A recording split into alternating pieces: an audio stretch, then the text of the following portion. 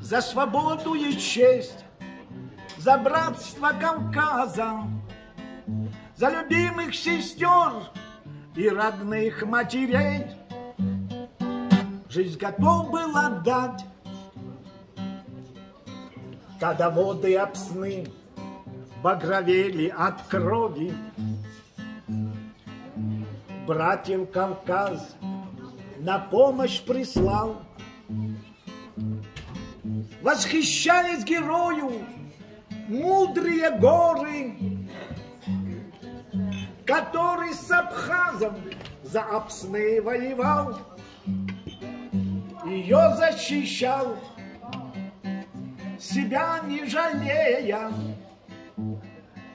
Свободу Апсны, как брат добывал, за Апсны погибал. Мужчины всегда на войне погибали. Таковы, к сожалению, законы войны. Ну как объяснить горем убитой, почему ее сына к гробу привезли? От чего и зачем?